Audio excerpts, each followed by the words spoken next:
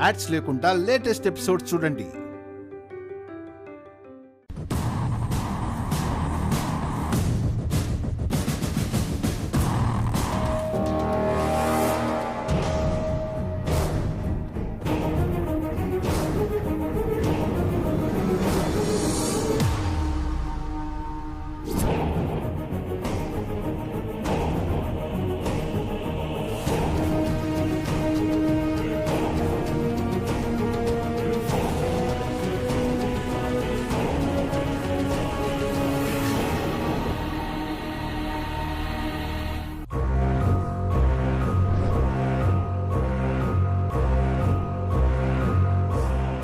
అరే, ఇది ఇందాక సంపద కట్టుకున్న చీర క్లాత్లా ఉందే. ఈవినింగ్ దీని గురించి అడిగాను. చీర చినిగిపోయింది ఏంటి అంటే ఏదో మేకు గుచ్చుకుంది అని చెప్పింది. ఆడవాళ్లకు చీరలంటే ఇష్టమని తెలుసు గాని మరీ ఇంత పిచ్చని తెలీదు. సంపద ఆ చీర చిరిగిపోయినా సరే అక్కడి వరకు కట్ చేసుకుని మళ్ళీ కట్టుకుంది. తన చిరిగిపోయిన చీర ముక్క ఇక్కడ పడిందా? ఏది ఇటివు.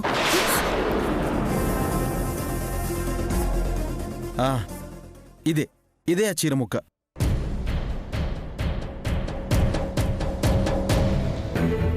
సరే కళ్యాణి, నువ్వు వెళ్ళి పడుకో. పాపం బిందె సౌండ్ విని ఏమైందో అని కంగారు పడొచ్చినట్టున్నావు. వెళ్ళు, వెళ్ళి పడుకో.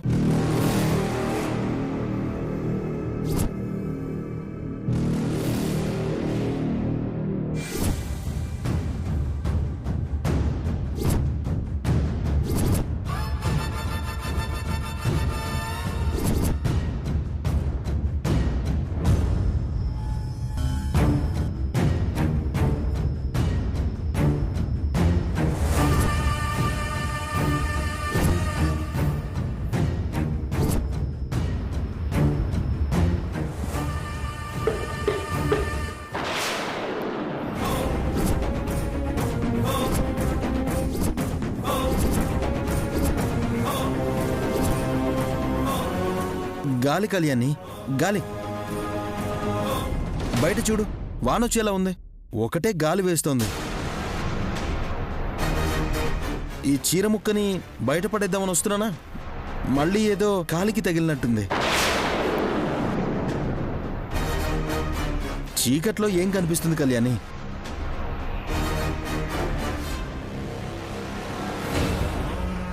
ఇది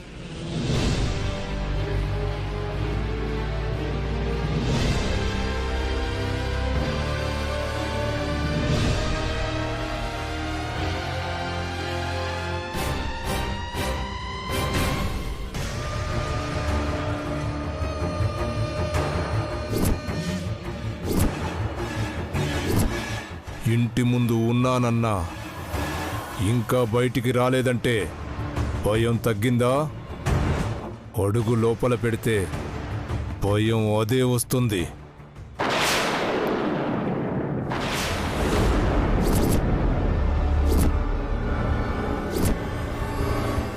ఇంటికొచ్చారండి. మీరెక్కడున్నా నేను రాగలనని తెలియాలి కదా. పని అయిపోతుందని చెప్పాను కదా. ఆ మాట సిద్ధు చెప్పకుండా ఏదేదో మాట్లాడాడు. అప్పుడు పరిస్థితి అలా ఉంది. ఎదురుగా అనుపమం ఉంది, అందుకే అలా మాట్లాడాం. మీ కారణాలతో నాకు అవసరం లేదు. నా పని నాకు కావాలి. డెవిల్, ఇలా నేరుగా ఇంటికొస్తే ఎలా? ఎవరైనా చూస్తే మాకెంత ప్రాబ్లం అవుతుందో తెలుసా? నేను నా గురించే ఆలోచిస్తాను. ఇలా ఎక్కువ చేస్తే సిద్ధు, సిద్ధు ఉండు సామ్. ఆగు సిద్ధు, సిద్ధు చెప్పేది విను. ఆగు సిద్ధు.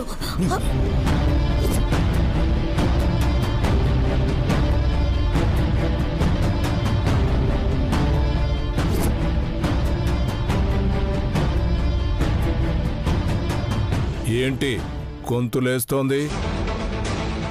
సిద్ధు, నువ్వు కామ్గా ఉండు. గొడవ చేసావంటే తను కాదు మనం దొరికిపోతాం. మాకు ప్లీజ్ కొంచెం టైం ఇవ్వండి. మా పని పూర్తవగానే వచ్చి మేమే కలుస్తాం. ఇప్పటి వరకు నేను రావాల్సిన పరిస్థితి రాలేదు. వచ్చాక రావడానికి కారణమైన వాళ్ళు బతకలేదు.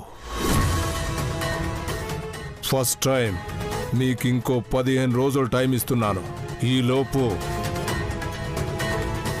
నాకు కావలసింది నాకు ఇవ్వండి, లేదంటే అప్పుడు నేను రాను. మీ చావే మిమ్మల్ని వెతుక్కుంటూ వస్తుంది.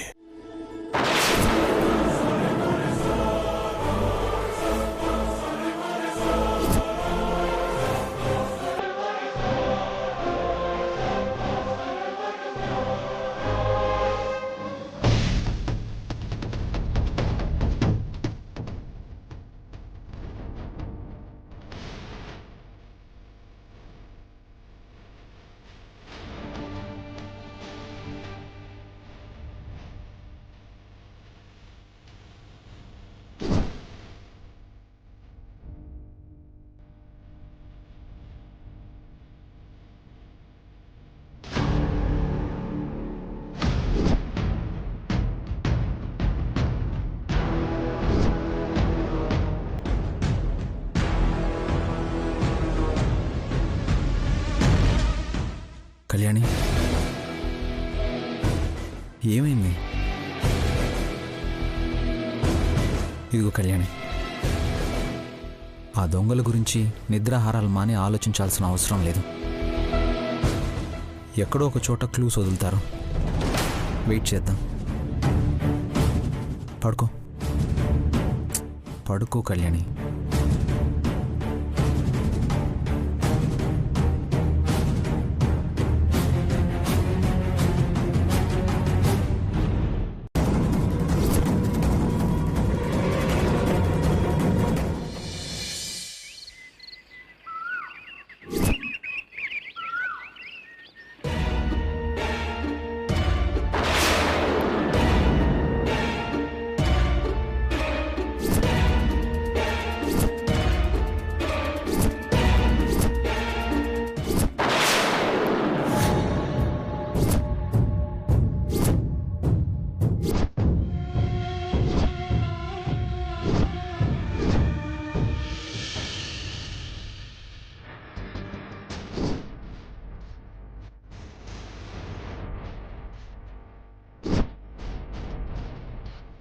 కళ్యాణి, కళ్యాణి,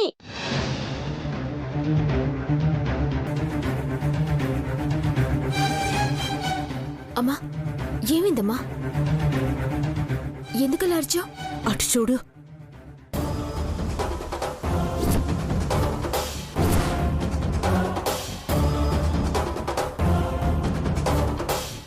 డబ్బాలో ఉన్న రంగు నేల పాలైంది.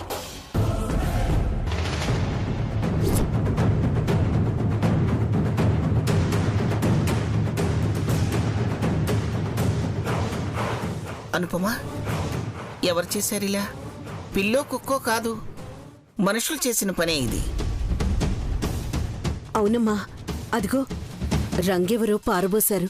కాలిముద్రలు కూడా ఉన్నాయి.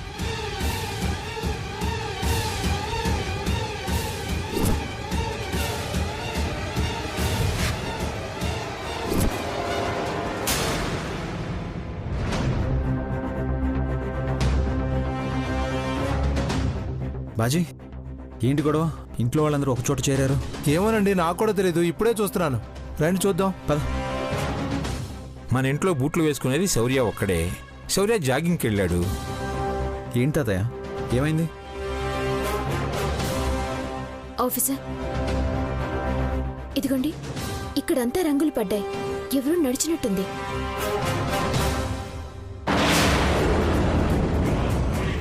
ఇవి నడిచినప్పుడు పడ్డవిలా లేవు. ఏదో గొడవ జరిగితే తొక్కినట్టు బలంగా పడ్డే ముద్రలు. ఇవి ఇప్పుడు తొక్కినట్లేవు, రాత్రి జరిగినట్టుంది.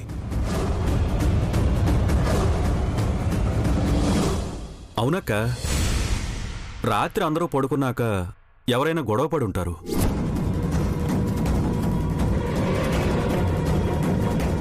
మేమైతే కొట్టుకున్నా తిట్టుకున్నా గది దాటి బయటికి రాం. మేమైతే అసలు గొడవ పడే ఛాన్సే లేదు. ఎందుకంటే నీలా మొగుడి మీద నోరు పారేసుకునే అలవాటు నాకు లేదు.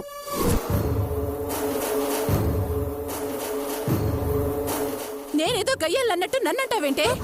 మూతి మీద ఒక్కటి ఇచ్చానంటే 30 వంకర్లు తిరిగిపోతుంది. ఏమనుకున్నావో? దమయంతి, ఆగు. అనవసరంగా మీరెందుకు గొడవ పడతారు? నా ఉద్దేశం ఎవరి మీదో తోసేసి మీలో మీరు కొట్టుకోవాలని కాదు. అసలు మన వాళ్ళు అర్ధరాత్రి బయటికొచ్చి ఎందుకు గొడవ పడతారు? మన వాళ్ళకు అలవాట్లేదు కానీ ఆ పరాయి వాళ్ళు కూడా ఈ ఇంట్లో పడి తింటున్నారు కదా.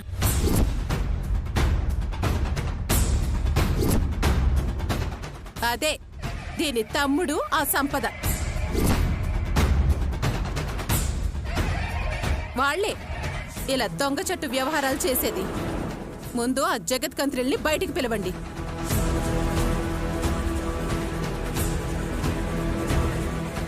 సిద్ధు, సంపద, రండి బయటికి.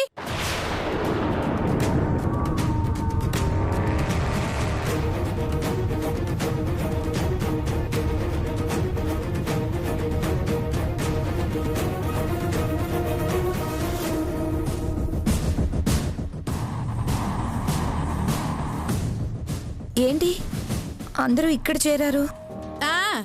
అందరం కలిసి కోలాటం ఆడుతున్నాం. దమయంతి, కాసేపు నువ్వు ఆగు. సంపద, మీరిద్దరూ రాత్రిపూట బయటకు వచ్చారా?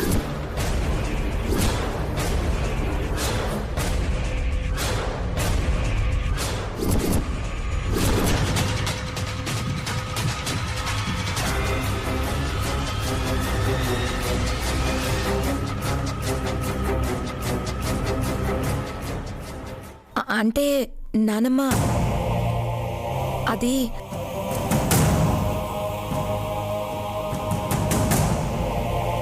అదిగో నీళ్లు నవ్వులుతుంది. ఇదే బయటకొచ్చి ఏదో చేసుంటుంది. అయ్యో అత్తయ్య, నేనెందుకు రాత్రులు బయటకొస్తాను? మీరేం మాట్లాడుతున్నారో నాకేం అర్థం కాక మాట బయటికి రాలేదంతే.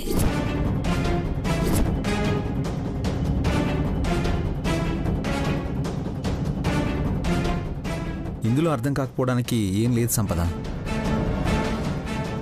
నిన్న రాత్రి ఇక్కడేదో గొడవ జరిగింది. నువ్వు సిద్ధు ఈ విషయంలోనైనా గొడవ పడ్డారా?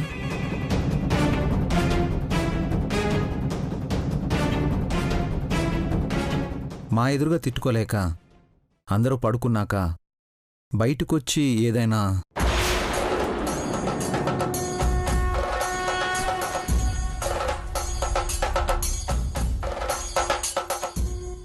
ఇంతకుముందు కరెంట్ పోయింది కదా, దాహమేసి మంచినీళ్ళ కోసం అని వస్తే పొరపాటున చీకట్లో బిందె నేనే తన్నేశాను. ఆఫీసర్, నిన్న రాత్రి సిద్ధు మాత్రం మంచినీళ్ల కోసమని హాల్లోకొచ్చాడంట.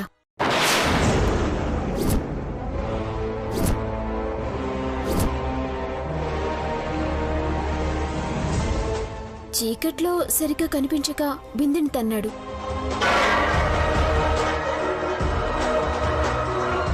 ఆ శబ్దానికి నేను లేచి బయటికొచ్చి అడిగాను.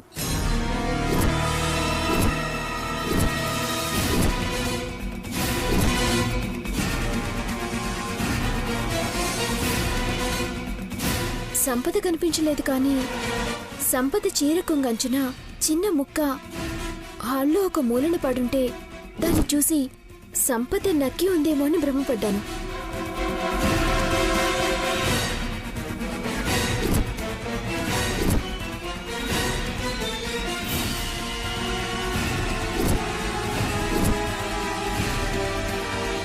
కానీ సంపద లేదు. సిద్ధు మాత్రం ఆ ముక్కని బయటికి విసిరేసేటప్పుడు హాల్లో డబ్బాని తగిలాడు.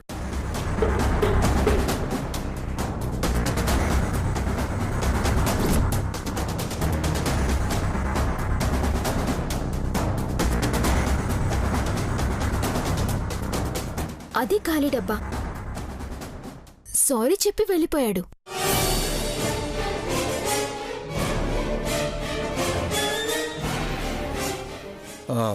అవును శౌర్య, నేను హాల్లో కళ్యాణిని పలకరించాను. మంచినీళ్లు తీసుకుని లోపలికి వెళ్ళాను గాని పెరట్లోకి ఎందుకు వస్తాను?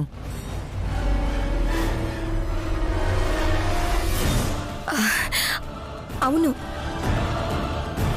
సిద్ధు అసలు బయటికి వెళ్ళలేదు. హాల్లో నుంచి గదిలోకి వచ్చాడు.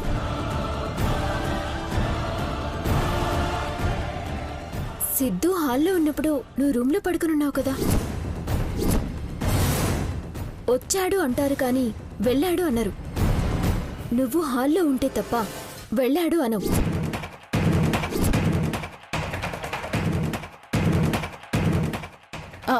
సంపదకి తెలుగు గ్రామర్ కొంచెం ప్రాబ్లం.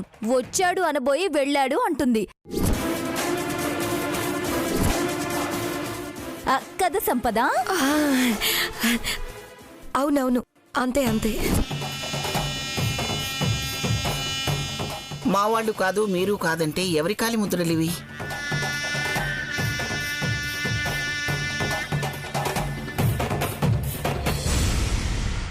అదే అర్థం కావటం లేదు శివ.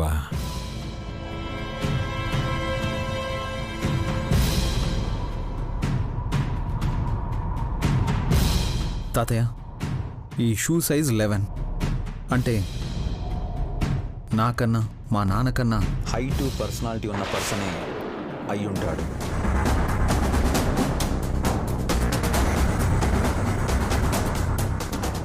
ఎవరైనా దొంగొచ్చుంటాడా? దొంగ అయితే లోపలికి రాకుండా ఇక్కడే చచ్చాడు వెళ్ళడు కదా శివ. అవునమ్మా, దొంగతనానికి మన ఇంటికి ఏ దొంగ రాడు. గతంలో అంటే ఇదిగో ఈ ఇంటి దొంగలు రకరకాల వేషాల్లో వచ్చేవాళ్ళు.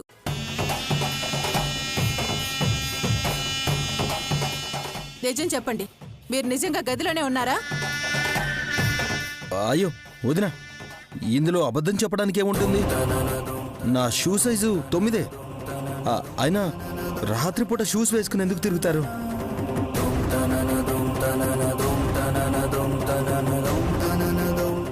అవునమ్మా, సిద్ధు సంపదలకు ఈ ఫుట్ ప్రింట్స్కి సంబంధం లేదు.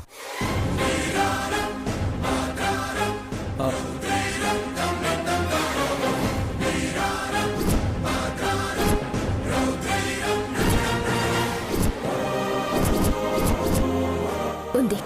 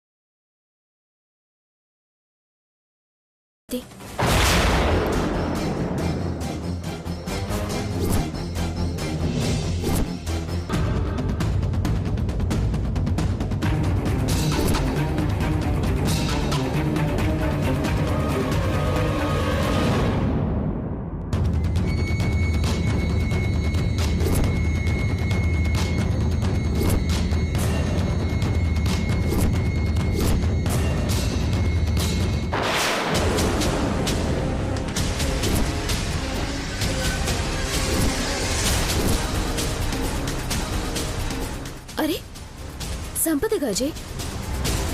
అదిగో తన చేతికి కూడా ఇవే గాజులున్నాయి.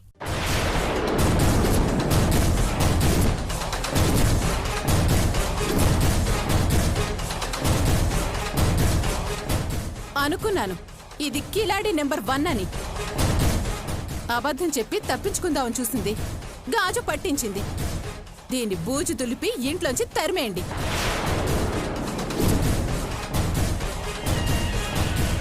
ఆగుదమైంది. గాజు ముక్కను చూసి అంచనాకి రావద్దు. అదేంటమ్మా, అక్క చెప్పింది కరెక్టే కదా. సాక్ష్యం దొరికిన తర్వాత ఎలా ఉండనిస్తాం? అయ్యో మీరు ఆగండి. అసలు సంపద ఏం చెప్తుందో ఫస్ట్ వినండి.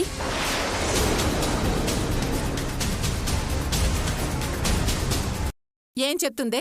ఇంకో అబద్ధం చెప్పి తప్పించుకుంటుంది. దమయంతి, మాటలతో తనని హింస పెట్టకండి. శౌర్య చెప్పింది ఎవరో ఆజానుబాహుడొచ్చి వెళ్ళాడని. ఆ వచ్చినవాడెవరు, సంపద ఇక్కడికి ఎందుకొచ్చిందో తెలుసుకోకుండా ఊరికే గొడవ పడకు.